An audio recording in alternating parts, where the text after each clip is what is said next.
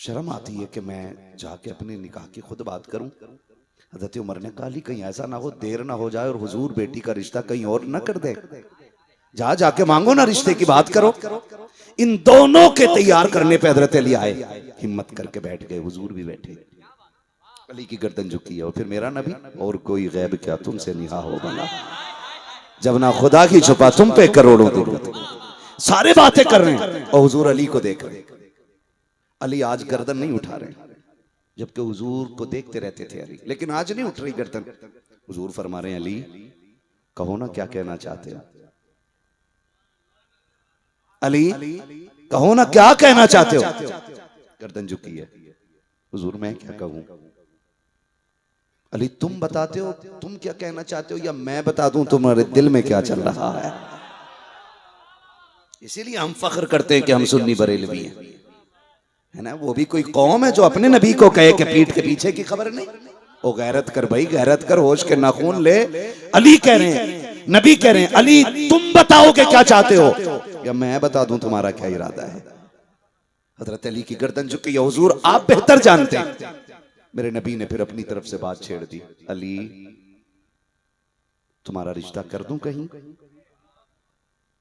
किस हया के साथ बात हो रही है। हुजूर कह रहे हैं अली कहीं तुम्हारा निकाह का पैगाम भेजूं या रिश्ता करूं। हजरत अली की आंख में आंसू आ गए। हुजूर आपकी उंगली पकड़ के चला, मैंने तो माँ बाप का प्यार इतना नहीं पाया जितना आपका पाया है। अली की जान के मालिक भी आप हैं, अली के फैसलों के मालिक भी आप हैं। हुजूर जो आपकी मर्जी है। फिर हुजूर उठे, अपने घर की तरफ आए। अल्लाह करे ये बात हर एक के जहन में आ जाए। हुजूर उठे, अपने घर की तरफ चले। जब चले ना, जिब्रील आ गए, महबूब किधर। कहा कि अली रिश्ते के लिए आया बैठा है, एक बार बेटी से भी पूछ लूं ना, बेटी से भी पूछ लूं ना। जिब्रील कहते महबूब रब ने फातिमा और अली का निकाह तो जन्नत में कर दिया है। ये वो जोड़ा है जिसका निकाह जन्नत में हो चुका है। अल्लाह ने इनका निकाह जन्नत में कर दिया है। मेरे नबी ने कहा था जिब्रील जानता हूं अल्लाह की मर्जी ही से मैंने ये रिश्ता किया है। अल्लाह ने इनका निकाह जन्नत में कर दिया है, लेकिन फातिमा सिर्फ मेरी बेटी तो नहीं, इसी पे बेटियों का सिलसिला तो खत्म नहीं होगा, कयामत तक बेटियां आती रहेंगी। आज मैं अपनी फातिमा से पूछने इसलिए जा रहा हूं ताकि कयामत तक जब कल कोई बेटियों का रिश्ता करने लगे तो अपनी मर्जी से उनकी मर्जियों का गला न घोट दे, अपनी रस्मों के आगे बेटियों की खुशियों के गले में फांसी के फंदे न डाल दे। ए अली मैं ये चाहता हूँ कि आज जिस तरह मैं फातिमा से पूछ करके उसकी मर्जी से रिश्ता कर रहा हूँ, आने वाली उम्मत मेरी कयामत तक बेटियों के फैसले सिर्फ अपनी मर्जी से नहीं, एक बार बेटी से भी पूछ के फैसले कर लिए जाए। मैं आपसे पूछना चाहता हूँ वो बेटियों की खुशियों को मौत के घाट उतारने वालों, अपनी मर्जी से बचपन की ज़बान को पूरा करने के लिए बेटियों की जिंदगी से खिलवाड़ करने वालों, सिर्फ एक सवाल करना चाहता हूँ, कैसे बेटों को हक होता है अपनी मर्जी की जिंदगी जीने का, क्या बेटियों को हक नहीं होता है। आज का समाज में ये नहीं है, अगर बाप बेटे का रिश्ता करे टीवी से 4 बार कहता है कि सुन अपने बेटे से बात कर, मैं इसका रिश्ता फला जगह करना चाहता हूँ। अगर बेटा ना कर दे बाप फौरन फैसला बदल देता है। सकी फूफी की बेटी है, बाप ने कहा कि मैं रिश्ता कर रहा हूँ, बेटे ने कहा पसंद नहीं है, फौरन फैसला बदल दिया गया। मामू की बेटी है, बेटे ने इनकार कर दिया, फौरन फैसला बदल दिया गया। हाथ जोड़ के कहता हूँ तुम्हें खुदा का वास्ता है, जिस तरह बेटों से पूछा करते हो बेटियों से भी एक बार पूछ लिया करो, बता बेटी तेरा रिश्ता फला के साथ कर रखा हूँ, ये काम करता है, ये बिजनेस है, ये तरीका है, बता तेरी क्या मर्जी है। मैंने तो साकिब ऐसे निकाह देखे हैं कि लड़कियां MBBS होती हैं, BUMS होती हैं, LLB होती हैं, लेकिन दूल्हा बन के आने वाला सिग्नेचर करने के लायक नहीं होता है, अंगूठा लगा करके रजिस्टर को भरता है। मैं पूछना चाहता हूँ पूछो चल करके उन लोगों से आखिर ये जोड़ा किसने बना दिया है। एक तो वो है जो कलम चला करके फैसला करती है, और एक वो है जिसे नाम तक लिखना नहीं आता। आए बेटी इसमें तूने क्या देखा था जो तूने इससे निकाह के लिए रजामंदी दे दी। बेटियां आंसू बहा के कहती हैं मौलवी ये ना पूछ कि मैंने क्या देखा है, इसमें मैंने कुछ नहीं देखा, अगर देखा है तो बाप का चेहरा देखा है, उसकी पगड़ी की इज्जत देखी है, उसकी उसकी जबान का वकार देखा कि जब मैंने होश संभाला था, डिग्री मैंने मुकम्मल की थी, जब मेरे कानों में बात आई कि रिश्ते की बात क्लियर हो गई है, मैंने भी पूछा था माँ बात किससे हो रखी है, पता चला जो मेरा शोहर बन के आएगा वो अंगूठा छाप होगा, उसे कुछ नहीं आता होगा। मैंने कहा अब्बा ये तो बता दो कि ये रिश्ता किस लिए? कहा बेटी हम बचपन में जबान दे चुके थे, अगर इनकार करते हैं तुम्हारे बाप की जबान का भरम चला जाएगा। मैं सलाम करता हूँ बेटियों के रिश्ते को, मैं सलाम करता हूँ बेटियों की मोहब्बत को जो जिंदगी की खुशियों का गला घोट देती है लेकिन बाप की पगड़ी पे आंच नहीं आने देती है। कितनी बेटियां इसलिए मुसीबत के मुंह चढ़ गई है कि उन्होंने बाप की पगड़ी बचाई है। अगर तुम सच्चे बाप हो तो वो करो जो मेरे नबी ने करके दिखाया है। बाप नबी हो, बेटी फातिमा को दूल्हा बनने वाला अली को फिर भी नबी कह रहा है फातिमा से पूछा जाएगा तब जाके फैसला होगा। मेरा नबी घर में आया है, फातिमा बेटी तू बता दे, दरवाजे पे अली आया है, तेरा हाथ मांगने आया है, बता तेरी क्या मर्जी है। सैयदा कायनात की आंख में आंसू आ गए। अब्बा जी आप पूछ रहे हैं, ये बात तो माए पूछा करती है, आप पूछ रहे हैं। मेरे नबी ने कहा था बेटी मजबूरी आ गई है, आज पूछने वाली खदीजा न गई है, मैं खुद पूछना चाहता हूँ। मेरी फातिमा बता तेरी क्या मर्जी है। अल्लाह अकबर। खातूने जन्नत की आंख में आंसू आए, गर्दन बाप के सीने पे चेहरा रखा और रो के कहती है अब्बा जी मैं फातिमा हूँ, आज तक मैंने आपकी मर्जी के खिलाफ कदम नहीं रखा है, जो फैसला आपका होगा वही मेरा होगा। मेरे नबी ने बेटी को मुबारकबाद दी और ये जुमला कहा था फातिमा तू वो खुशनसीब है जिसके हिस्से में अली आ गया है, इसलिए कि अली वो है जो खुदा का भी लाडला है, मुस्तफा का भी लाडला। हाय हाय हाय हाय हाय, नारे तकबीर, नारे रिसालत, नारे रिसालत। जश्न मौलाए कायनात कॉन्फ्रेंस, जश्न मौलाए कायनात कॉन्फ्रेंस, पैगंबर इस्लाम, पैगाम इस्लाम, मजहब इस्लाम, नारे तकबीर, जिंदाबाद जिंदाबाद। आज मुझे बताओ ना, क्या हम ऐसे ही रिश्ते कर रहे हैं? हमारी बेटियां ऐसे ही खुश हो जाती हैं? खुदा के वास्ते बेटियों को भी जीने का हक दो, उन्हें भी खुशियां दो। बेटियों का रिश्ता सिर्फ आपसे 18 साल नहीं है, आपसे 25 साल बेटियों का रिश्ता नहीं है। बाप से बेटी का रिश्ता मरने के बाद भी बाकी रहता है। इनका गला न घोटिएगा, इनसे मुस्कुराने का हक मत छीनिएगा। और जब फैसले बेटियों के होने लगे ना तो बेटों से ज्यादा होशियार हो जाया करो, बेटों से ज्यादा एक्टिव हो के बेटियों का रिश्ता ढूंढा करो। इसलिए कि अगर अपनी मर्जी से बेटा शादी करता है ना और फिर भी बहू गलत होती है ना घर की, तो कहता तुमने मेरे सर डाली है ये।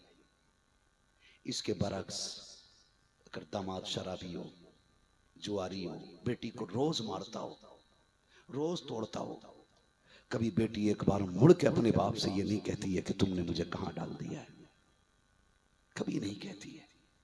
तुमने नहीं देखा? हर घर की कहानी है। बीवी भी औरत होती है, कितने हाथ पैर होते हैं उसके? हाथ पैर दोनों पूछे मैंने, कितने होते हैं? बोले जरा, कितने होते हैं? 4 होते हैं ना? जानते हो कभी आपने कभी दिमाग लगाया? अगर इल्ला माशाअल्लाह कुछ बदबख्त होती हैं ऐसी जो शोहर के मुकाबले पे आ जाती हैं, लेकिन 99% औरतें कभी अपने शोहर के मुकाबले पे नहीं आती। आप थप्पड़ मारते हो पिटती रहती हैं, आप झाड़ू मार दो पिट जाएंगी, फुकनी मारो लाठी मारो पिटती रहती हैं। क्या मतलब? क्या उनमें रोकने की ताकत नहीं है? हाथ नहीं है उनके? उनके भी हाथ है। अगर तुम 4 मारोगे तो 2 तो बीवी भी मार सकती है ना, लेकिन नहीं मारती। मजबूरी नहीं, बल्कि बस बाप की इज्जत रखती है, वो बाप की इज्जत रखती है वो। खुदा के वास्ते यार मेहरबानी करो, बेटियों को सोच समझ के भी आ गया करो। ये मत देखो कि करोड़पति हो, ये मत देखो कि लाखों का मालिक होगा दामाद तब उसे बेटी दी जाएगी ना। दामाद शरीफ ढूंढो, हलाल कमाने वाला ढूंढो। इसलिए कि जो रब का हक अदा कर सकता है वो आपकी बेटी का भी हक अदा कर सकता है। हमने क्या किया?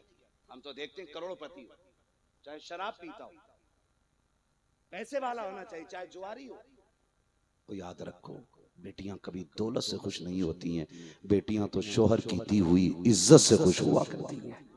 आप ये फैसला कीजिए, आप इस तरह से फैसले करें कि बेटियों की जिंदगी बर्बाद ना हो। करेंगे ना इंशाअल्लाह। मेरे नबी ने कहा, अली आया, तेरी क्या मर्जी है। सैयदा कायनात बाप से कहती है, बस जिसमें आपकी रजा है उसमें मेरी रजा है। मेरे नबी ने कहा था, फातिमा जमीन पर तेरे लिए अली से बेहतर मुझे कोई जवान नजर नहीं आया है, तेरे लिए सबसे बेहतर अली है। फातिमा, मेरा अली गरीब जरूर है, घर नहीं है, पैसा नहीं है, दौलत नहीं है, लेकिन अली वो खुश नसीब है जो रब, जिससे रब भी प्यार करता है और उसका महबूब भी प्यार करता है।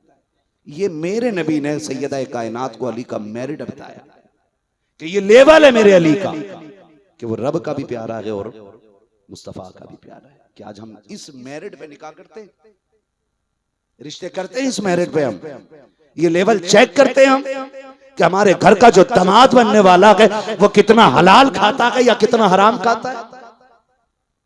देखते हैं हम कितने लोगों ने अपनी बेटियां इसलिए वहाबियों को दे दी कि पैसे वाले थे, कितने लोगों ने दामाद बदमज़हब बना लिए कि बेटी चैन से जी लेगी। उम्रें कितनी हो रही है? 60 साल और 70, 80, 100, 150, इससे ज्यादा मेरी नजर में तो दुनिया में इससे ज्यादा उम्र का कोई बंदा है आपके यहाँ पे? बोल क्यों नहीं रहे हो? नाराज बैठे हो? हाँ जी, नहीं है ना।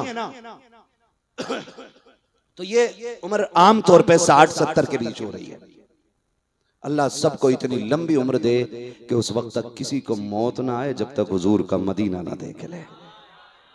तुम्हें न देखा तो किस काम की है ये आंखें, देखने की है सारी बहार आंखों में, है नहीं? अल्लाह करे उस वक्त तक हम जिंदा रहें जब तक हुजूर का मदीना देख ले।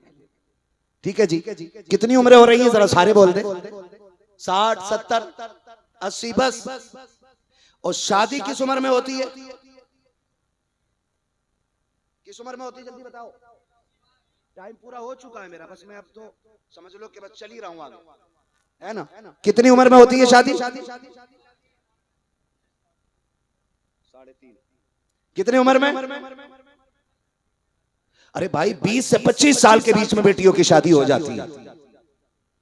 60 में से 20 निकाल दो, कितना बचा? जोर से 40 साल जिंदगी के लिए जन्नत ही खो दी। ये 40 साल जिंदगी उनकी भी कट जाती है जिनको एक वक्त की रोटी में असर नहीं होती। उनके भी 40 साल कट जाते हैं जिनके सर पे छत नहीं होती है। उनके भी 50 साल कट जाते हैं जिनको चैन की ठंड नसीब नहीं होती।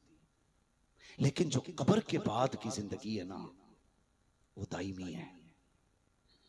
दुआ कीजिएगा ये 60 साल फाके में कट जाए, मोहताजी में कट जाए, लेकिन रब रसूल की दूरी में ना कटनी चाहिए। अल्लाह रसूल हमसे नाराज ना हो।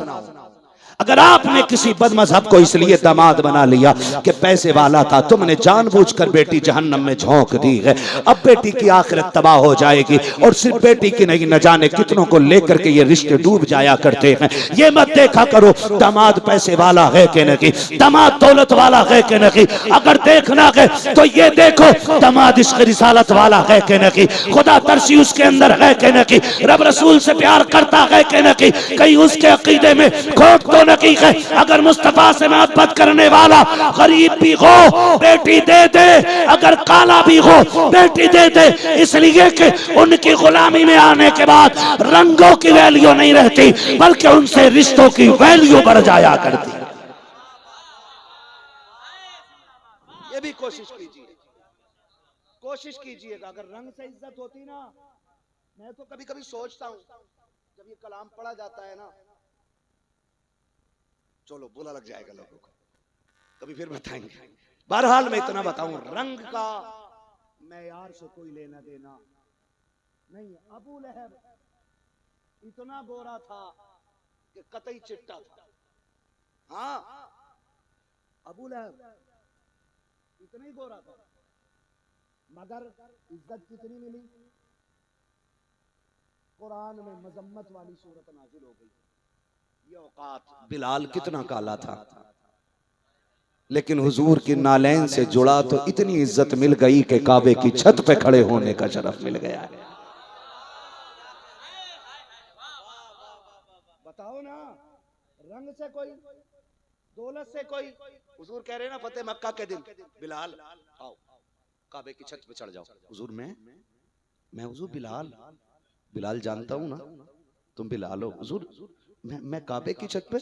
हुजूर ये वही मक्का है ना जहां लोग रस्सी गले में डाल के घसीटते रहे। हुजूर मैं गुलाम इब्ने गुलाम। हुजूर हुजूर ने फरमाया बिलाल हुक्म है मेरा, चढ़ो ना छत पे। आज दुनिया को बताना चाहता हूं कि जिसे तुम ठोकरों में रखते रहे मेरा बिलाल कितनी इज्जतों वाला है। खड़ा किया छत पे, फिर इज्जतें कितनी मिली। अबू बकर नीचे, बिलाल ऊपर, उमर नीचे, बिलाल ऊपर, उस्मान नीचे, बिलाल ऊपर, अली नीचे, बिलाल ऊपर। अगर रंग की बुनियाद पर इज्जतें होती तो बिलाल कभी इज्जत वाला नहीं होता। लेकिन खुदा की कसम, मेरा नबी मेराज में गया तो हुरों की मलका ने आके कहा था हुजूर मेरा निकाह किससे आबी से होना है? हुजूर सबको बांट रहे हैं, आज मुझे भी कुछ दे जाए ना। तो जन्नत की हूरों की मलका से मेरे नबी ने कहा जा मैं तुझे अपना बिलाल देके जा रहा हूं। उसकी गर्दन झुक गई। उसने कहा सरकार मेरे हिस्से में बिलाल इतना काला। हुजूर ने फरमाया तू एतराज कर रही है मेरे बिलाल पे? फरमाया मैं अपनी मर्जी से कह के जा रहा हूं, अभी मैंने बिलाल से पूछा भी नहीं है कि वो तुझे पसंद करेगा कि नहीं करेगा। अभी मैंने बिलाल से तो पूछा ही नहीं है कि वो भी तुझे पसंद करेगा कि नहीं करेगा। महबूब जिसमें आपकी रजा उसमें हमारी रजा। तो हम जो दामाद बना देते ना खड़ूसों को, पैसे वाले मर्सिडीज से आए, फॉर्च्यूनर से आ रहे, आग लगे फॉर्च्यूनर में।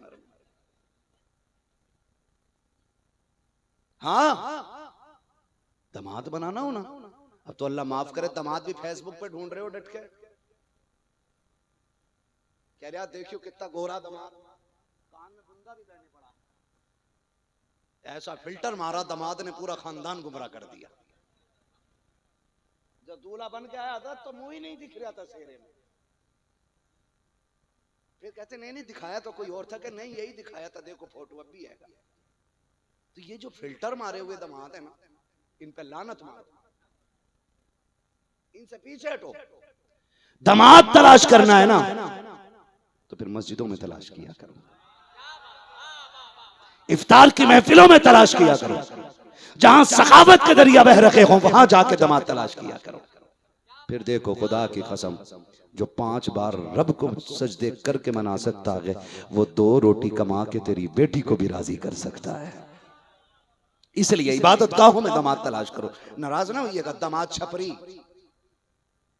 अगर टोपी उतार दे तो यूं बाल जैसे रीछ के, और कुछ कुत्ता कटिंग वाले लोग, कुत्ता कटिंग का मतलब समझते हैं? कुत्ते को खुजली होती है ना तो जहां तक उसके पंजे पहुंचते वहां तक बाल ही नहीं रहते। ये जो ऊपर वाली हड्डी होती है ना बस इस पे बाल रह जाते हैं, क्योंकि वहां पैर ही नहीं पहुंचते उसके। ऐसे इसके साफ खाली यहाँ कटिंग। कह रहे आप ही जीपी झटो, तुम क्या जानते हो? बेटे इतना तू नहीं जानता है जितना हाफिज जी जानता है बड़ा स्पेशल है, जदीद दौर का दामाद है। हाँ हजरत जी, जदीद दौर का दामाद, जहां कदम रख दे नहूसत आ जाए। काश ऐसा बेटा तलाश कर जहां कदम रख दे वहां बरकत आ जाए। हम ना अब्बा छपरी, अम्मा नचनिया, बेटा अब्दुल कादिर पैदा हो जाए, कर दो दुआ। ऐसे बेटे नेक पैदा नहीं होते। माँ पारसा होती है तब जाके बेटा फरीद पैदा होता है। माँ तहज्जुद गुजार होती है तब जाके बेटा फरीद होता है। कौन फरीद जानते हो? बचपन में खेल रहे हैं, औरतें आके देखती हैं बाबा फरीद का बचपन में भी ना हर बच्चे से अलग खेल है, हर बच्चे से अलग खेल है। आके कहती हैं फरीद की अम्मी, तुम्हारा फरीद है कैसा? कहा क्यों? कहा ये आम बच्चों से अलग रहता है और इसका खेल सबसे अलग है। तो मुस्कुरा के कहने लगी, आपको क्या लगता है, क्या इसकी माँ सबसे अलग नहीं है? मैंने इसकी तरबियत तो सबसे अलग की है। बात आई गई होगी, अल्लाह ने वो कमाल बख्शा ना, बाबा फरीद गंजे शकर। अगर पूरी हिस्ट्री पे बात करूं ना, मैं इसलिए नहीं कह रहा हूं कि ये उनकी नस्ल से, मैं इसलिए बात करता हूं कि मैं बाबा फरीद को बड़े प्यार से और बड़े दिल से चाहता हूं। उनकी जिंदगी पढ़ो ना, मजे आते हैं। और फकीरों की जिंदगी में निराला नाम बाबा फरीद का आता है। हाँ, होश संभाला, दुनिया ने देखा, यही बाबा फरीद है। मुरीद होने के लिए ना कहां पहुंचे पता है? अजमेर शरीफ गए। किधर? बोलो जोर से। अजमेर शरीफ गए, काम मोइनुद्दीन चिश्ती से मुरीद होना है। बाबा फरीद पहुंचे ना तो सरकार गरीब नवाज ना एक सूखे दरख्त से टेक लगा के बैठे। देखे, ओहो, इनसे क्या मुरीद होना है, इनसे क्या मुरीद होना है, ये वली हैं और फिर दरख्त सूखा रह गया। ये भी सोचा ही था कि मेरे गरीब नवाज ने निगाह डाली, पूरा दरख्त हरा भरा हो गया, फल भी उतर आए, फिर सूखा, फिर ये कहा ये तो फिर सूख गया। 3 मर्तबा फलदार हुआ। फिर गरीब नवाज फरमाने लगे, फरीद बस कर यार, हर जगह चेकिंग नहीं लगाई जाती है। मुरीद होने आया है कि अल्लाह से लड़ाई करने के लिए आया है? हम कर तो सब सकते हैं, लेकिन जो चहीते होते हैं ना, वो यार की रजा में राजी रहा करते हैं। हम इसको हरा कर सकते हैं, लेकिन अल्लाह ये चाहता है कि ये सूखा रखे, इसलिए हम नहीं चाहते ये गीला हो जाए। फरीद आए क्योंकि मुरीद होने का, बस करो यार, तुम्हारा हिस्सा यहाँ नहीं है, तुम्हारा हिस्सा ना ख्वाजा कुतुबुद्दीन बख्तियार काकी के पास है। दिल्ली जाओ। दिल्ली भेज रहे हैं तो ख्याल आया, दिल्ली भेज रहे हैं ना, तो फिर ख्वाजा कुतुबुद्दीन बख्तियार काकी कुछ बुजुर्ग होंगे, तगड़े बुजुर्ग होंगे, ये सोच करके निकले। लेकिन जब दिल्ली पहुंचे, सबसे पूछ रहे फरीद किधर हैं, वो बख्तियार काकी किधर हैं? कहा वो है ना, कहा ये लड़का। फिर ख्याल आया मुरीद नहीं होना, ये तो नौजवान है, मैं तो बुजुर्ग सोच के आया था। अभी ये सोच ही था कि बाबा ख्वाजा कुतुबुद्दीन बख्तियार काकी वहां से उठे, कमरे में गए, निकले ना, गए तो सारे बाल काले थे, निकले तो सारे सफेद हो गए थे। कहने लगे फरीद अभी कुछ और देखना बाकी है या मुरीद होने के लिए आया हुआ है? ऐसा भी तो चेक करने के लिए हिम्मत चाहिए। आज मुरीद कम दलाल ज्यादा है, और पीर साहब के भी वही लाडले हैं जो जितने बड़े चापलोस हैं। क्योंकि अगर लेने की अहलियत मुरीद में नहीं है तो देने की पीर में भी नहीं है। अगर मुरीद की फूटी है तो फूटोगी पीर की इससे ज्यादा। इसे पता ही नहीं चलता ये चापलोसी कर रहा, के तारीफ कर रहा। ये कंडीशन बाबा फरीद की है। फिर वो दौर आया, फरीद जिधर से गुजरते थे लोग कलमा पढ़ के मुसलमान हो जाया करते थे। जिधर से बाबा फरीद गुजरते उधर से लोग देखते कलमा पढ़ के मुसलमान हो जाते। एक दिन जब हद से बात बढ़ गई, लोगों में चेमी गोइयां होने लगी, अगर यही हाल रहा ना तो पूरी दुनिया में इस्लाम फैल जाएगा, कोई रोकने वाला नहीं होगा। कहा क्या करना है, फरीद को कैद करा दिया जाए। मुकदमा हुआ बाबा फरीद पे, कोर्ट में फैसला पहुंचा। हजरत बाबा फरीद पे शर्त ये लगी थी, अगर कचहरी में आओगे तो अपने चेहरे पे पर्दा डाल के आओगे ताकि फैसला हक हो सके। बाबा फरीद आए हैं, कोर्ट की तारीख है, चेहरे पे पर्दा पड़ा है। जज ने कहा है इल्जाम क्या है, का ये जो जवान खड़ा है इसके जो चेहरे को देखता है वो मुसलमान हो जाता है। जज ने कहा ये बात तस्लीम नहीं होती है कि इसको देख करके लोग कैसे कलमा पढ़ सकते हैं, का इसका चेहरा ही ऐसा है। जज ने कहा कि एक बार हम भी देखना चाहते हैं, हम भी देखना चाहते हैं। सामने वाले फर्द मुखालिफ ने कहा था कि साफ पर्दा ना उठाइएगा वरना मामला बदल जाएगा। जज ने कहा पढ़ा लिखा हूं, ऐसे कैसे बदल जाएगा, का जरा चेहरे से कपड़ा हटाए। जैसी फरीद ने चेहरे से कपड़ा हटाया है, जज भी कहने लग जाता है ला इलाहा इल्लल्लाह मुहम्मदुर रसूल। नारे तकबीर, नारे रिसालत, जश्न मौलाए कायनात कॉन्फ्रेंस, पैगाम इस्लाम, पैगंबर इस्लाम, नारे तकबीर। जो बात मैं बताने चला हूं ना वो बात अब आ गई है, जो बात मैं बताने चला हूं वो बात अब आ गई है, घर आए मुस्कुरा रहे थे। अम्मी ने कहा लाल क्या बात है? माएँ बड़ी हसास होती हैं, अल्लाह करे हमें माँ का एहसास हो जाए। बेटा 7 समंदर पार हो तो माँ यहाँ लेट के बता देती है बेटा बीमार है। माँ बीमार हो जाए तो बगल के कमरे में बेटे को पता नहीं चलता है कि माँ बीमार हो गई है। ख्याल किया करो, माँ अगर बगल के कमरे में लेटी हो ना तो किवाड़ बंद करके न सोया करो, दरवाजे खोल के सोया करो। कहीं ऐसा ना हो वो आवाज देती रह जाए और तुम नींद में रह जाओ और तुम्हारी दुनिया उजड़ जाए। माँ बड़ी एहसास होती है। घर में बाबा फरीद आए ना, घर में बाबा फरीद आए, माँ ने कहा फरीद बड़े खुश लग रहे हो।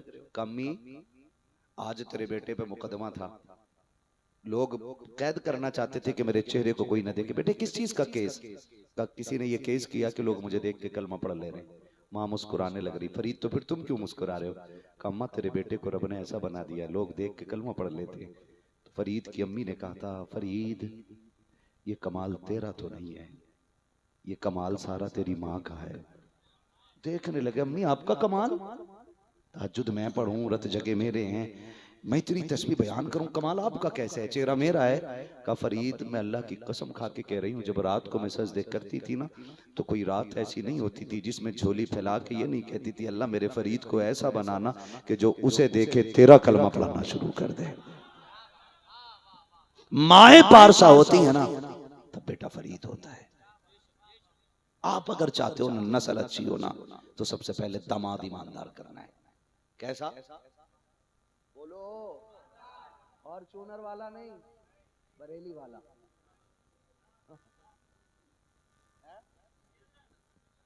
हाँ ऐसा नहीं करना है, हमें दामाद दीनदार तलाश करना है। करेंगे ना इंशाल्लाह। हाँ जी, तो हम अपने रिश्तों को निभाएं, रिश्तों को निभाएं। और याद रखिएगा अल्लाह करे ये बातें जहन में आ जाए, एक आपका गलत फैसला आपकी नस्ल तबाह कर सकता है। आप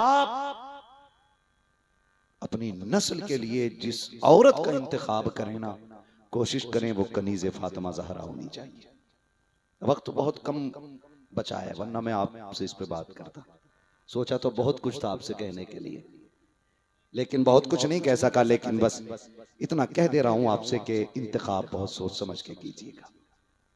आज जो दुनिया बात करती है ना करबला में हुसैन ने नेज़े पे कुरान पढ़ा है, तो मैं कहता हूं ये कमाल सिर्फ हुसैन का नहीं था। माँ फातिमा होती है ना तो बेटों को नेज़े पे कुरान पढ़ना पड़ता है, इसलिए कि अगर माएँ कुरान पढ़ के दूध पिलाती है ना तो बेटी नेज़ों पे चढ़ के कुरान सुनाया करते हैं। इसलिए दुल्हन कैसी होनी चाहिए? अच्छा इसका मतलब ना समझ रहे हो तो समझ लो नेक होनी चाहिए। कैसी होनी चाहिए? टेंशन ना लो कि मौलवी जहेज मरवा देगा। ना ना ये चक्कर में ये भी तो डूब जाते हैं कि 10 लाख कैश मिल जाए दुल्हन जैसी हो चलेगी। ऐसे ही है ना, घर जैसा हो पैसा अच्छा होना चाहिए, चलेगी। चक्कर में ना पड़ो, ऐसी गोलियां चलेंगी कि 10 लाख 10 दिन में खत्म हो जाएंगे। इसलिए आपसे गुजारिश है दुल्हन नेक ढूंढो। जब माएँ नेक होती हैं तो औलाद नेक होती है। और चक्कर में न रही हो तू रात भर पबजी खेलो तेरे घर में फातिमा ज़हरा की कनीज। बीज बहुत धतूरे का और उम्मीद लगाओ अनार की। आप अगर चाहते हो बीवियां नेक हो तो आप भी नेक बन जाओ। नेक ही होंगे आप लोग जो इतनी रात में यहां बैठे हो। नेक ही लोग बैठ सकते हैं इतनी रात में यहां पे, है ना भाई? मैं अक्सर एक बात कहता हूं, जमीन अच्छी होती है फसल अच्छी होती है, मां अच्छी होती है तो मां अच्छी होती है तो जोर से मां अच्छी होती है तो नस्ल अच्छी होती है। हमने किताबों में पढ़ा था हजरत अली की सखावत के बारे में, सैयदा कायनात की सखावत के बारे में, लेकिन आज भी लिखने वाले लिखते हैं कि असली नस्ली सैयद की पहचान ही यह है कि उसकी फितरत में सखावत होती है। याद रखिएगा। तो ये माँ बाप के असर होते हैं जो औलाद में पाए जाते हैं। वह अम्मा बिनिअमति रब्बिका फहद्दिस, अपने रब की नेमतों का खूब खूब चर्चा करो, है ना? करेंगे इंशाअल्लाह। अली भी हमारे लिए नेमत से कम नहीं है। उन्हीं की महफिल में आज हम बैठे हुए हैं। और याद रखो, शेरों का जिक्र शेर ही करते हैं, गीदड़ों की महफिल में शेरों का जिक्र नहीं होता है। आज शेर खुदा का जिक्र हुआ। अल्लाह करीम हम सबको इन अच्छों के सदक़े में जन्नती बना दे, हम सबको नेक बना दे, हम सबको नेक बना दे। इन सादात इकराम की कदमों की बरकत अता फरमाए। हाँ जी, सैयद साहब क़िबला तशरीफ फरमा, हज़रत के साहबजादे हज़रत के वली अहद तशरीफ फरमा, सैयद सलमान मियां साहब क़िबला, अल्लाह इन सब शहजादों की उम्र में बेपनाह बरकत अता फरमाए, है ना। कोशिश करेंगे इंशाअल्लाह लुक़्मे हलाल खाएंगे इंशाअल्लाह। वादा करो इंशाअल्लाह हलाल खाएंगे इंशाअल्लाह, हराम से बचेंगे इंशाअल्लाह। जब तक जिएंगे माँ बाप की इज्जत करेंगे इंशाअल्लाह। बस जो हुए अगलात उनको माफ फरमाए रब्बे कायनात। जिंदगी ने दिया साथ, फिर होगी मुलाकात। चमन रहा फूल खिलेंगे, जिंदगी रही फिर मिलेंगे। मुसाफिर हम भी, मुसाफिर हो तुम भी, किसी मोड़ पर फिर मुलाकात होगी। सारे लोग कलमा शरीफ पढ़ लीजिए, ला इलाहा इल्लल्लाहु मुहम्मदुर रसूलुल्लाह, अस्तगफिरुल्लाह रब्बी मिन कुल्ली ज़ंबिन व अतूबु इलैहि व मा अलैना इल्लल बलाग। अस्सलामु अलैकुम व रहमतुल्लाहि व बरकातहू।